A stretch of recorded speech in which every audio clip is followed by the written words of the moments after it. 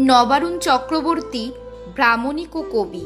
হুগলি জেলার শ্রীরামপুরের ব্রাহ্মণিক ও কবি নবারুণ চক্রবর্তী প্রেরিত দুটি কবিতা উত্তর দিনাজপুর জেলার ইসলামপুরের প্রবীণ কবি অরুণেশ্বর দাস ভ্রাতৃতুল্য নবারুণ চক্রবর্তীর ব্রাহ্মণিক ও লেখক জীবনের সার্বিক সার্থকতার শুভেচ্ছায় ইউটিউবে দিলেন।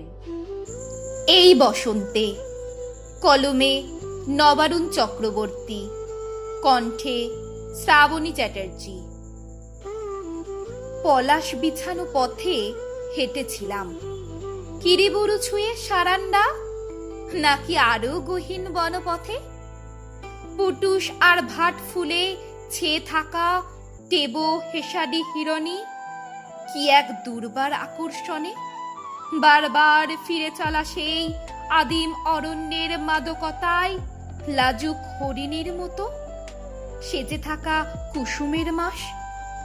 আরো একবার ফিরে দেখা বিভূতিভূষণের থলকবাগ। এই বসন্তে চৈত্রদগ্ধ দুপুরে ফিরে আসি মাটির কাছে, সারনা পরবে জেগে থাকা কুমুদি গ্রাম আর হো উপজাতিদের ভালোবাসার টানে। প্লাবন, কলমে নবারুণ চক্রবর্তী, কণ্ঠে শ্রাবণী চ্যাটার্জি।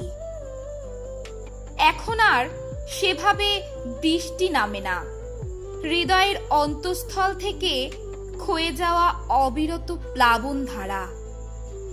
নোনাধরা দেওয়ালের গায়ে পান্থ পাদপের অগ্নিশিখাবে ঝরে পড়া সহস্র ধারা লিখেছিল শ্রাবণের কবিতা। ভিজে যাওয়া ঘাস জমি, জল থই থই নিকোনো উঠোন, পিছনে ফেলে আসা কবেকার সেই ঝাপসা ঘর গৃহস্থালী। খড়ি নদীর বুকে জমে থাকা দুঃখ ভিজেছিল সারা রাত। বৃষ্টি স্নাত হলুদ দুপুরে নিঃসঙ্গ ঘুঘু ডানা ভিজিয়েছিল একান্ত সঙ্গোপনে। এখন আর সেভাবে বৃষ্টি নামে না, তবু জেগে বসে আছি রাতভর, স্বপ্নের পথঘাট আগলে রেখে প্লাবনের আশায়।